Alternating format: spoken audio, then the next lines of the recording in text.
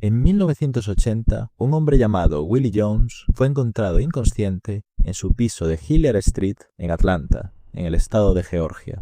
Lo que pasó después es uno de los eventos médicos más extraordinarios jamás registrados.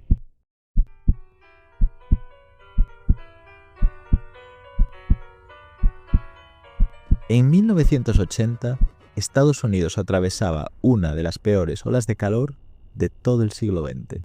Durante el mes de junio de aquel año, se había formado un enorme dorsal de altas presiones sobre todo el centro y sur de los Estados Unidos.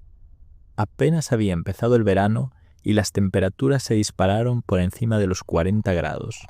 En algunos estados, prácticamente durante 3 meses, las máximas no bajaron nunca de los 32 grados. Las altas presiones evitaron que se formasen lluvias, por lo que se produjo una terrible sequía que no hizo sino empeorar la situación. A medida que el verano avanzaba, las temperaturas en algunos sitios se hicieron infernales. En Kansas City, Missouri, las máximas solo bajaron de los 32 grados 2 veces en todo el verano y durante 17 días consecutivos superaron los 38 grados. En Dallas, Fort Worth, Texas, las máximas excedieron los 38 grados un total de 69 veces, incluyendo 42 días consecutivos, del 23 de junio al 3 de agosto, de los cuales 28 días lo hicieron por encima de los 40 grados y 5 días por encima de los 43.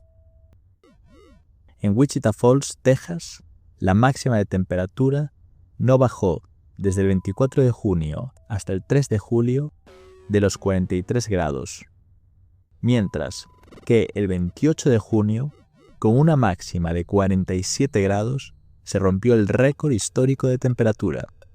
Y si eso fuera poco, durante 79 días en 1980, esa localidad de Wichita Falls superó los 38 grados como temperatura máxima durante 79 días. Pero la ola de calor no afectó solamente a Texas, sino que se extendió por toda la zona, también llegando a Oklahoma y a Kansas. Oklahoma City registró máximas superiores a los 37 grados centígrados 50 veces durante aquel verano, y la temperatura media de julio fue 31 grados, siendo el julio más cálido desde 1934. Para Tulsa, una ciudad cerca de allí, la temperatura más baja del 16 de julio fueron 30 grados, una noche tropical. Mientras tanto, en Kansas, Wichita marcó 44 grados centígrados el 12 de julio. Durante las últimas semanas de junio y todo el mes de julio, todo el centro-sur de Estados Unidos literalmente se abrasó en aquella ola de calor. Pero con el paso de las semanas, el anticiclón se fue desplazando hacia el este. El 13 de julio, en Memphis, Tennessee, la máxima superó los 42 grados. Y durante 15 días, del 6 de julio al 20 de julio, las máximas nunca bajaron de los 38. En Indianápolis, Indiana, el 15 de julio, la temperatura superó los 38 grados por primera vez desde 1954. Hay que recordar que en 1980 el 43% de las casas americanas no tenían aire acondicionado, y si bien el calor del centro de los Estados Unidos era un calor más seco, a medida que se desplazó hacia el este, el anticiclón entró en el clima subtropical húmedo, donde la mayor humedad dio una mayor sensación térmica. Esto es, las temperaturas marcaban 40 grados, pero la sensación de calor era mucho mayor. Así, en esa zona del país, la temperatura se hizo insoportable.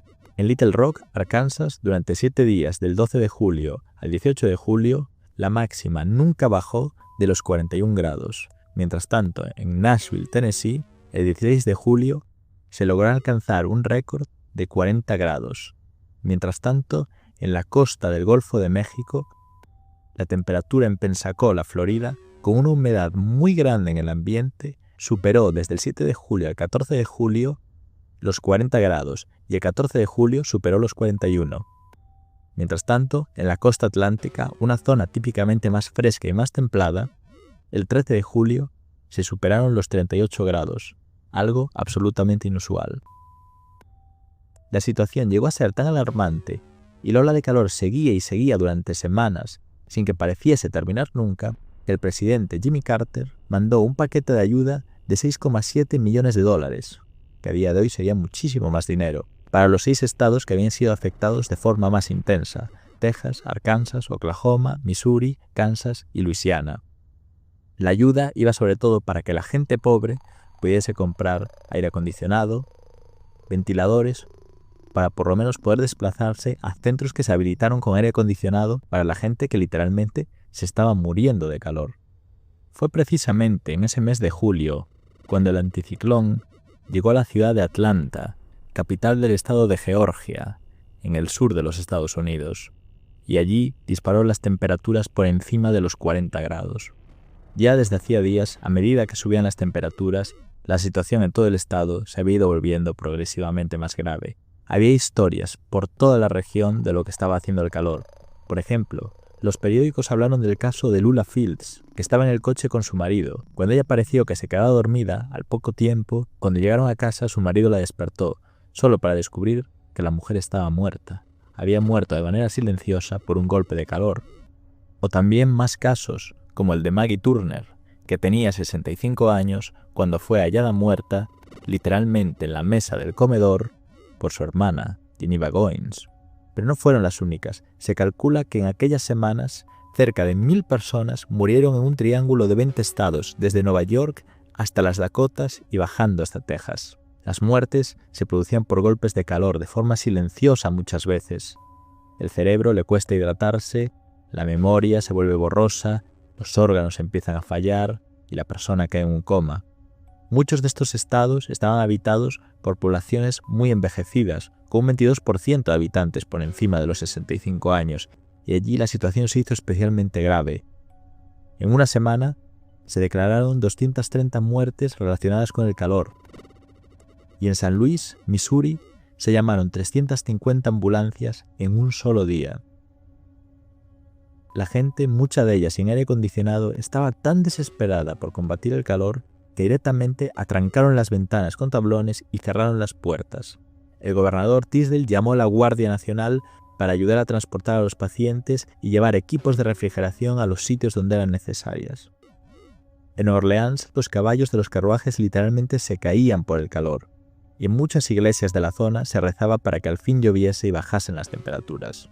También hubo casos de robos de aire acondicionado. De repente esos equipos, que no eran tan comunes, se hicieron muy preciados en todo el sur de los Estados Unidos. Y aunque la gente deseaba que aquello terminase, el calor seguía sin aflojar. Fue entonces que en lo más duro de la ola de calor, el 10 de julio de 1980, un día en que Atlanta se sobrepasaron los 32 grados y se alcanzó un 44% de humedad, los servicios de emergencia descubrieron algo asombroso. La ambulancia había llegado a un apartamento en Hilliard Street, una de las zonas de la ciudad de Atlanta. Allí descubrieron a un antiguo cocinero llamado Willie Jones, de 52 años, afroamericano, tirado en el suelo e inconsciente. En el piso hacía mucho calor y no había ningún tipo de ventilación, así que rápidamente se dieron cuenta de que aquel hombre probablemente le había dado un golpe de calor. Sin embargo, al momento, vieron que había algo extraño. Cuando le tocaron la piel y le palparon las venas, notaron como su sangre literalmente les quemaba las manos. Dándose cuenta de la gravedad, lo trasladaron rápidamente a las emergencias del Grady Memorial Hospital, en la misma ciudad de Atlanta. En cuanto ingresó allí, intentaron tomar su temperatura, pero descubrieron que los aparatos que tenían no eran capaces de hacerlo. Y no era un fallo de los aparatos, sino porque no estaban diseñados para un caso como aquel. Pensando que debía ser un error y sabiendo que el paciente estaba en coma y probablemente sufriendo daños irreversibles, decidieron llamar a otros equipos para traer equipamiento especial para tomarle la temperatura. Y mientras tanto, viendo la gravedad de la situación, decidieron intentar bajar su calor corporal.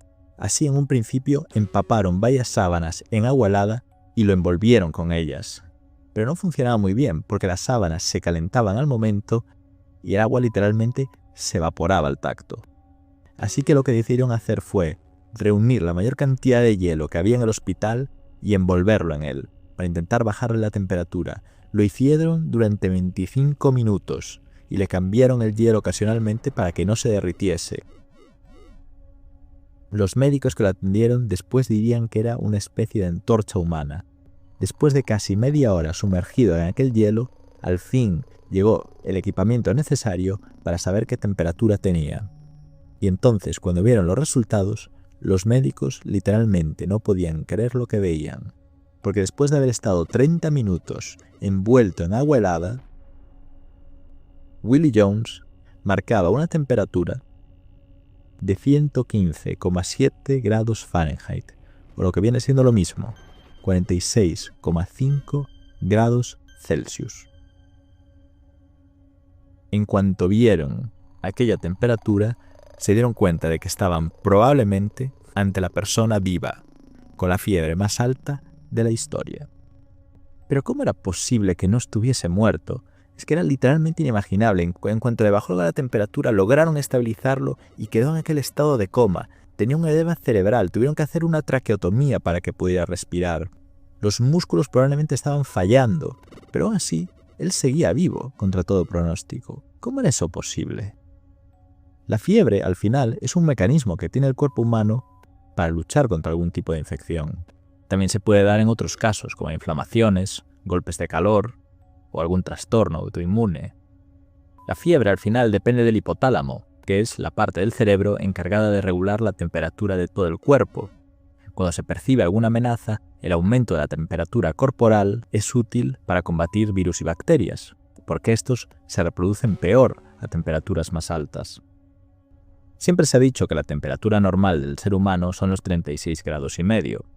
Esta cifra se estableció en 1851 en base a un estudio realizado por el médico alemán Karl Reinhold August Wunderlich, que realizó más de 1 millón de mediciones en 25.000 pacientes en Alemania. Sin embargo, en los últimos años se sabe que la temperatura fluctúa durante el día y que realmente la temperatura más habitual está en torno al 36,6 grados aproximadamente, un poco más de lo que había calculado el médico alemán. La fiebre generalmente es más alta en las mujeres y tiende a disminuir con la edad, así que también fluctúa de individuo a individuo. Sin embargo, 46,5 grados de fiebre era algo totalmente inimaginable, más que nada porque nadie nunca había sobrevivido a una temperatura semejante. Realmente se considera fiebre real a partir de 38 grados centígrados. A esa temperatura empiezan los primeros síntomas, como es la sudoración, la sed, la fatiga y un ritmo cardíaco que se acelera ligeramente. Aún así, el riesgo es mínimo. A partir de 40 grados empiezan los primeros síntomas realmente preocupantes. Con 40 grados de fiebre, la persona ya experimenta confusión, vómitos, la piel está muy caliente y quizá deja de sudar, y además son habituales los desmayos. Pero no solo eso, porque a nivel interno empiezan a ocurrir cosas muy graves. El sistema nervioso deja de funcionar correctamente, las enzimas pierden su forma y el corazón y los riñones empiezan a ser sometidos a mucho estrés y tienen dificultades para funcionar. El riesgo se hace más y más peligroso para todo el organismo. A partir de los 41 grados, la situación empieza a ser crítica y se convierte en una amenaza para la vida. Empiezan los delirios, los temblores serios, las convulsiones, se pierde la consciencia, y no solo eso, porque las proteínas celulares empiezan a desintegrarse, comienzan los problemas de coagulación, el sistema nervioso deja de funcionar, el corazón empieza a tener graves problemas para bombear la sangre. A partir de los 42 grados, con un caso extremo de hipertermia, la persona generalmente cae en coma, los órganos fallan, el cerebro empieza a inflamarse, un edema cerebral, el hígado y los riñones se necrosan y el corazón deja de latir. Generalmente sin atención médica inmediata, la muerte se produce en pocos minutos. Y entonces la gran pregunta, ¿cómo fue capaz Willie Jones de sobrevivir 46,5 grados de fiebre?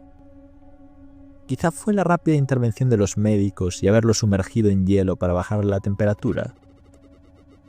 Quizá podría ser.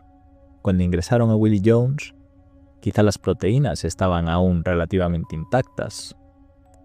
Pero aún así, ¿cómo era posible que el metabolismo siguiese funcionando a 46,5 grados? ¿Y cómo era posible que el corazón siguiese latiendo a semejante temperatura? Además, en situaciones semejantes se suele dar lo que los médicos llaman una tormenta de citoquinas, una especie de respuesta inflamatoria a una situación como esa. ¿Cómo es que no se dio y no mató a Willie Jones en cuestión de minutos? Además, los órganos, en un primer análisis, parecían estar relativamente intactos. ¿Cómo era eso posible? Cuando la prensa le preguntó al doctor de Willie Jones, al doctor Slova, qué era lo que lo había salvado, el doctor dijo que no lo sabían, que se trataba de un hecho inexplicable. El paciente había sufrido daño muscular, daño en el cerebro por el edema, daño a algunos órganos, pero nada irreversible. Y de hecho, a medida que pasaron los días, Willie Jones hizo una recuperación completa. Al día siguiente ya fue capaz de hablar con la prensa. La única secuela notable que tenía era una fonía, porque sus cuerdas vocales habían sido dañadas cuando lo habían intubado.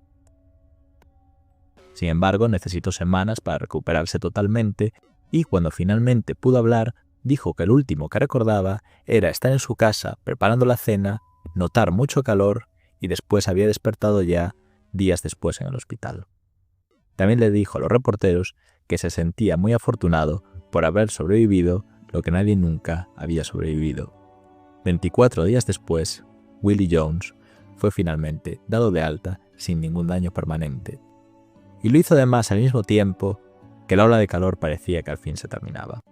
A principios de agosto, el huracán Allen atravesó los Estados Unidos y trajo al fin algo de alivio a la gente ya desesperada por llevar 2 meses seguidos con temperaturas extremas. Aunque fue un alivio temporal y luego las altas temperaturas volvieron, anunció lo que parecía ser el fin de aquella interminable ola de calor. Desgraciadamente, a las altas temperaturas ahora siguieron una serie de tormentas por todo el norte del gran dorsal anticiclónico, que mataron a 6 personas e hirieron a 70, además de causar muchos daños. Daños que se sumaron a los estragos que había hecho la ola de calor en todo el país.